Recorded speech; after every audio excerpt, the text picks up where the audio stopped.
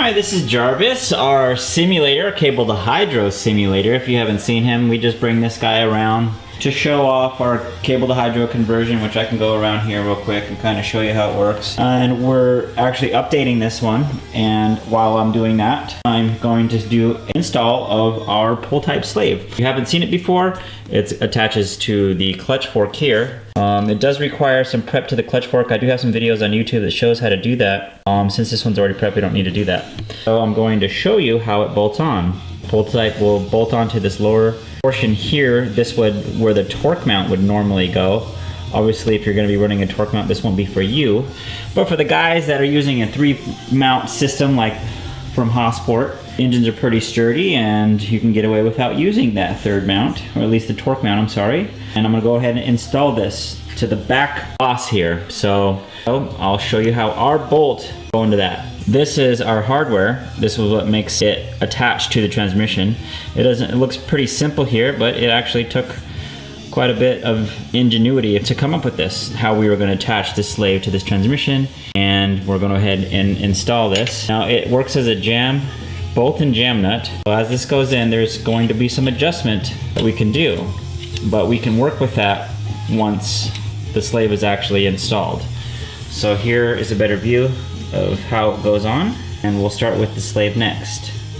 Alright, so the slave will come with a heim joint here on the end, and that's actually what will attach to that bolt we just added to the transmission. But first, the rod will go through the pre-drilled hole in the clutch fork and then over in to the bolt.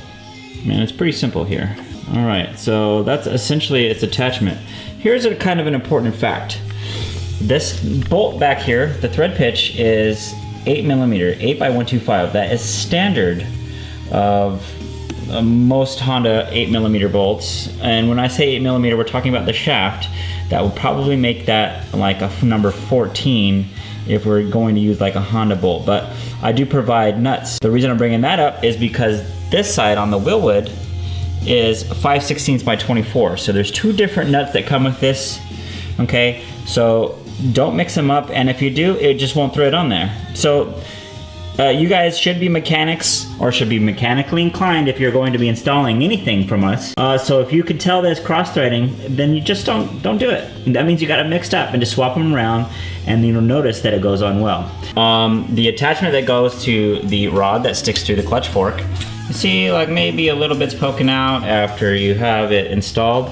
Well, what's cool about this, it can adjust in and out. So if we just need more of this hanging out over here, then it's as simple as us just twisting this out so it twists out from the heim joint. And of course, then that's going to give us some more threads on the other end. What goes inside here is a crescent washer, is what we call it, because it's kind of like shaped like a half circle or a crescent. And that will slide in there. Trust me, it goes in there. And then once we get it extended out as far as we need to, then I'll just go ahead and add the nut. So we have that nut attached, but I want you to notice that it's not tightened all the way down because we do have some adjustment left to do. But what's important, that's a lock nut. So that's what tightens it on and keeps it tight. If that were to vibrate loose, then you would end up losing the nut, and then more importantly, the crescent washer, which is what attaches it to the clutch fork, and then of course you have no slave or no clutch actuation. Now we're going to move into the adjustment. So like I was explaining, this can spin out or spin in, and while you're spinning in, it's pulling the clutch fork inwards more and then outwards. So you adjust that according to what you need. Most clutch manufacturers would suggest that you would want at least an 1/8 inch air gap between the pressure plate and the throwout bearing, and so you can adjust that accordingly. But here's another fact is that the slave pulls straight. Clutch fork pulls in somewhat of an arc because it pivots off of a joint inside the transmission. What I'm getting at is when adjusting it, you have an adjustment bolt back here. You can turn this in or turn this out based on where your clutch fork sits. So by spinning it in, we'll pull the slave probably more in the direction that the clutch fork will want to be pulled. So with each turn, you can see possibly how that slave is being pulled in. and vice versa by pulling it out. So you want it to pull in the same direction that it's going to be pulling the clutch fork. But what also is going to save you is by drilling a hole out here a bit more so that it won't hang up like it looks like it is right now. So I think what we'll end up doing is drilling that hole out a bit more so that it doesn't drag up against the rod there, which it looks like it is right now. So there'll be a bit of slop, and that's just a bad word, but for a better lack of a term right now, that's what we'll call it. Because the hole can be bigger because of the enlarged crescent washer that's back here, and that actually ends up turning into like a ball joint, so to speak, on the other side of this clutch fork. All right, I actually thought it would be a good idea to kind of show you how I was going to drill this out a little bit more, and I'm just going to use like a step bit or a unibit, and trust me, it is not this easy when we start. All right, so this is actually getting through some of the material pretty quickly, but I promise you, it is not that easy. As you just saw there. Like, this is hardened steel. You definitely want to watch my prep videos on how to prep a clutch fork like this, which requires grinding the backside of this first to start a pilot hole. Once you get the pilot hole drilled, then you could actually get a drill bit through there and it'll start taking some of that material down. But trust me, you won't be able to get through it. So you can do this in car, and I have videos showing you how to do that. But I guess if you try to do it without my tips, you probably end up trying to drill through here, and it's just not going to happen. You'll go through drill bits and you'll probably cuss a lot. So just watch my videos, grind the backside down first, start a pilot hole, and then you'll be able to drill through it, and then you'll be able to rock and roll. Another tip that we're not terribly excited about, and we may change this once our machining gets down, but there was a slave cylinder that we were using previously. The Wilwood now is actually a little bit more compact than the slave that we're using. But in any case, they both do not have a keyway here on the pull rod. So what ends up happening is when you go to tighten, it just kind of spins its way around. And the way they want you to attach it would be a double jam nut back here. So it'd be 2 jam nuts, and that's what they would tighten up against each other, and that's what would tighten it. But we're using a lock nut in this case because we need the extra threading for this whole setup here. So unfortunately, since this is not keyed, then we actually would have to use some type of a device like a pair of pliers. Now it will like kind of scar and mar if you're not holding down as tight as you can so it doesn't spin inside your wrench. You know, I'm kind of embarrassed about this part, but it does work, it does do the trick, and you will be able to tighten it this way. Okay, so we have the slave tightened down all the way. As you can see, we hit the lock nuts over on this side and on this side, and we'll give like an aerial view to show you the angle of the slave cylinder. And remember, we're angling at the direction in which this clutch fork arcs. And we do have an enlarged hole over here which lets the rod slide in and out as it needs to. Now, you can see this is a Wilwood slave, so why not just buy directly from Wilwood? Well, this slave cylinder does not come like this. It actually comes with several different fittings on either end. And what makes it indicative to us is how we created the attachment. That's ours. And then, of course, then we've kind of discovered the other components that we need to make this work. So, can you make these yourself? Sure. But we do have them competitively priced. The slaves by themselves directly from Wilwood is almost $90. And then of course you're gonna have to add all the other stuff and of course make your own attachment. This might not look like anything to you, but it's quite involved and quite a bit of machining is involved in this particular part.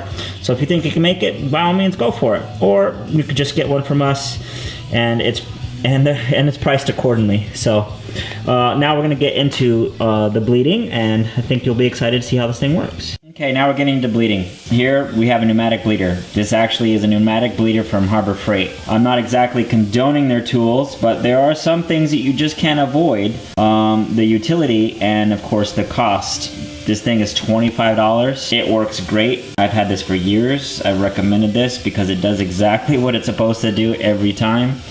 And I'm pretty happy with it. You know, there's some other ones out there that you'll find, and they're going to be in the hundreds of dollars. I actually haven't had any experience with them just because this price for what I need it for, got me stuck versus the other costs. Now, I have plenty of snap-on tools, and I just can't avoid this one. You know, there's reasons why I would recommend a snap-on ratchet any day of the week over anything Harbor Freight has, for various number of reasons. Of course, in a professional arena, our tools are kind of important, but in this case, the Harbor Freight. So anyways, we're just gonna go ahead and loosen this up. This is actually a 6mm fitting, and believe it or not, I don't have a 6mm bleed screw around here, or flare nut. I don't know what happened to it. So unfortunately, I'm gonna use a crescent wrench.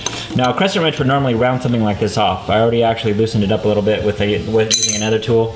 So if you have the proper tool, I would highly recommend doing that. Okay, so we're gonna attach our fitting.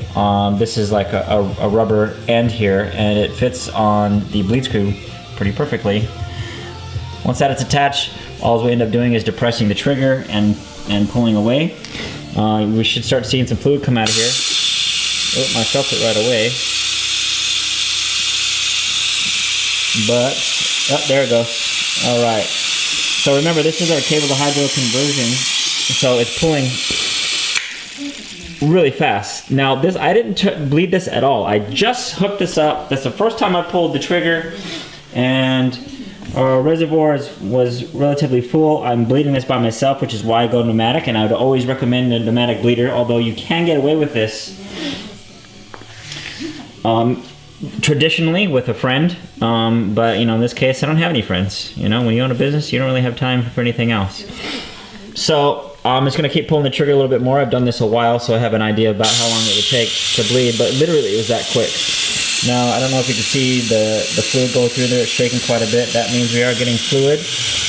And as long as I don't run the reservoir dry, we should be fine, which I'll check again. And it looks good. So, let's see here. So you saw how quick and fast that was. Now, they're not always this quick and easy. And I had some customers that have some issues doing this. So even using the pneumatic bleeder. So as you can see, the hose has still been attached, and I didn't lose it. I didn't remove it.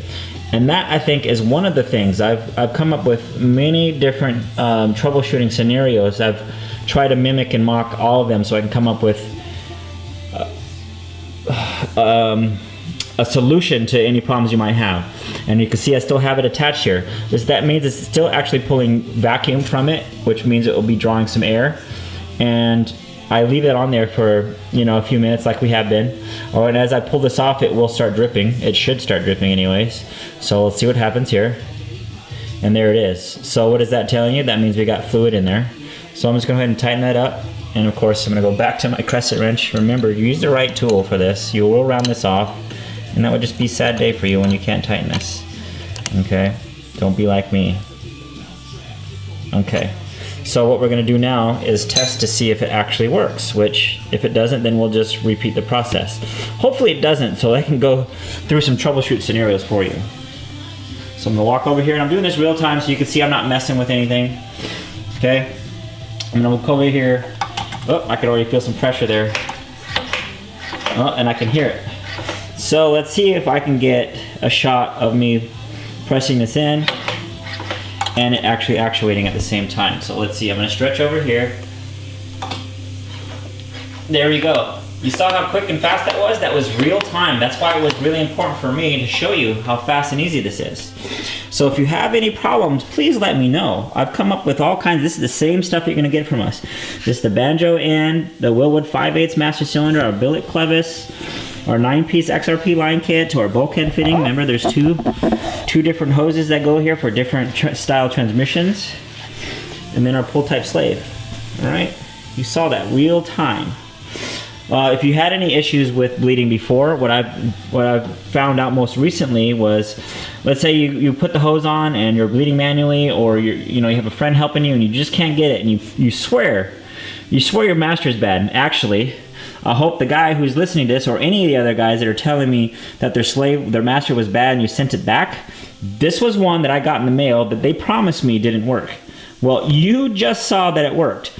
So I've come up with tons of solutions. Just please, when I call you, you don't want to take this thing apart out of the dash. You've done it once. You don't want to do it again.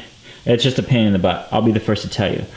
But remove this banjo here, right? If you have any problems with bleeding or getting any kind of fluid out of this at all, even with using Pneumatic Bleeder, unscrew this line here, and then put the vacuum hose from the bleeder directly to the banjo, and start drawing fluid out that way. And once you get that started, then it will go to the rest of the line. So you saw it firsthand, that quick and that fast.